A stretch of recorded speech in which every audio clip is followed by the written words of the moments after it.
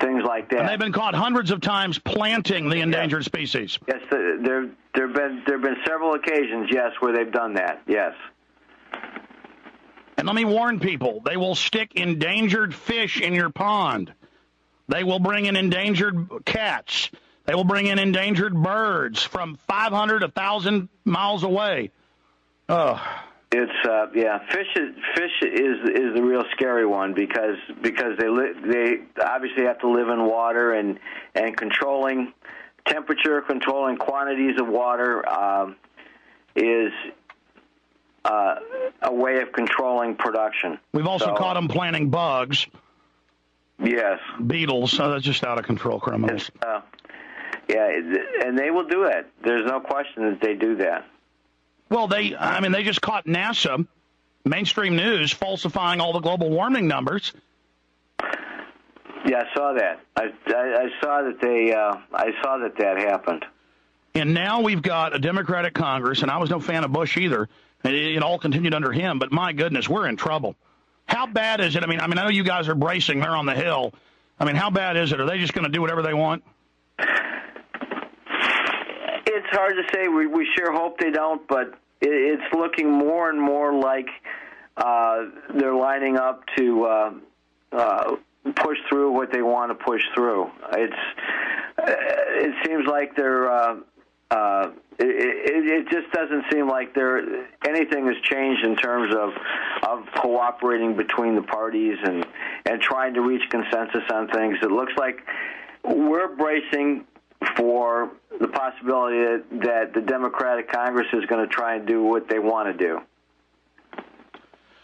And by the way, folks, their favorite thing is endangered fish. You know, some little rare cave fish, or some other little rare form that only lives in a couple ponds, or salamanders.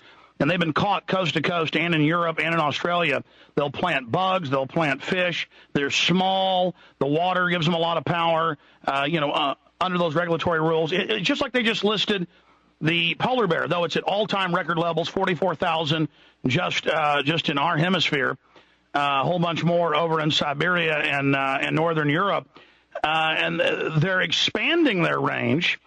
The folks that study it, the archaeologists, are saying that actually polar bears like warmer climates. For a while, they've been expanding. Now it's getting colder, they've been so now it doesn't matter if polar bears in just 1 year have gone up 5,000, and decades ago there was only 30,000 they knew of.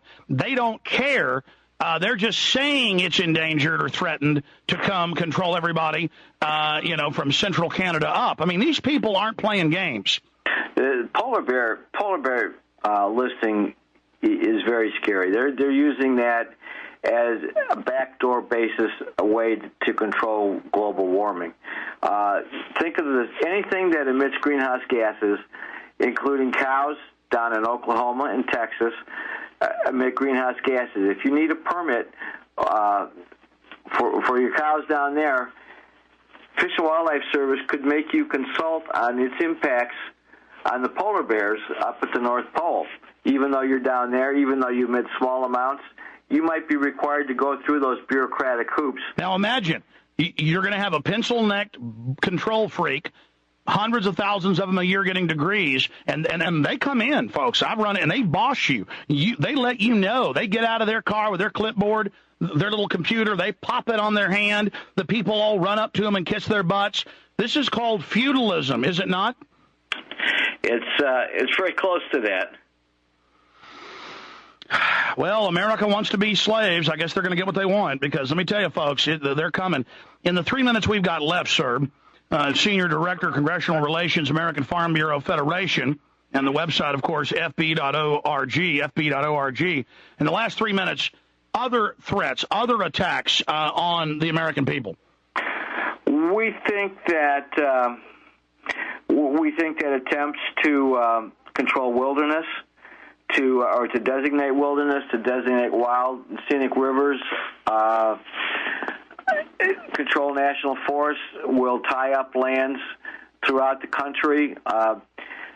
Issues with regard to condemnation and eminent domain, as we saw with the Kelo case, trying to take private property from people's hands, redistribute it to other private landowners for more upscale development. We think that these are ways that people are going to try to take the use of our lands away from us.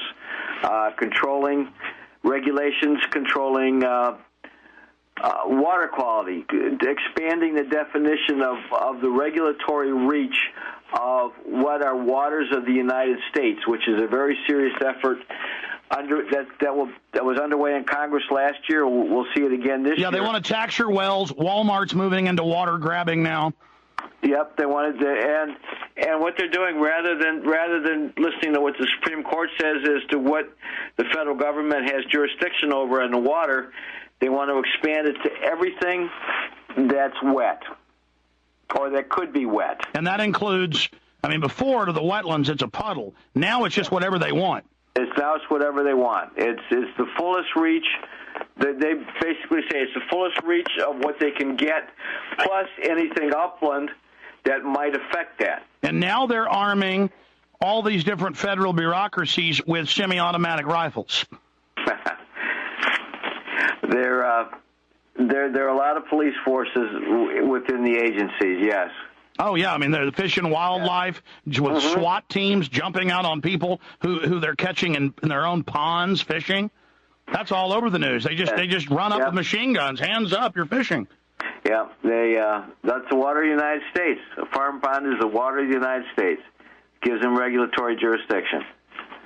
Folks, they're going to hurt us. But meanwhile, the cheeseburger-eating zombies have no idea what's going on. Oh, my God. Yes, hang on, folks. The next couple of years is going to be real interesting. It's going to be a real ride, real challenging. Well, imagine the economy's imploding around us, and then the government's tripled in size the last 8 years. It's probably going to triple again. Yes, tripled. Can you? Where are they going to get the money? I guess they're just going to squeeze it out of us. They're going to take it from the cow tax. Well, how many beef head are there in the country? There are millions. And then millions of dairy. So we're talking about billions of dollars here. We're talking a lot of money. Yes. They're also talking about a chicken tax, correct? A fowl tax. They'll be part of it. That will be part of this whole effort to regulate greenhouse gases. And it's passed on to all of you out there. Well, amazing interview. Folks can find out a lot more at their local farm bureaus. That's where we read about the flatulence tax being brought in here. We knew it was happening in Europe. FB.org. Find out about all the groups in Texas, Wyoming, Arkansas. Thank you so much, Rick, for coming on with us. Alex, thanks for having me. I really enjoyed it. Appreciate it. We got to get mad and take action. Rick Krause, thank you. We'll be right back.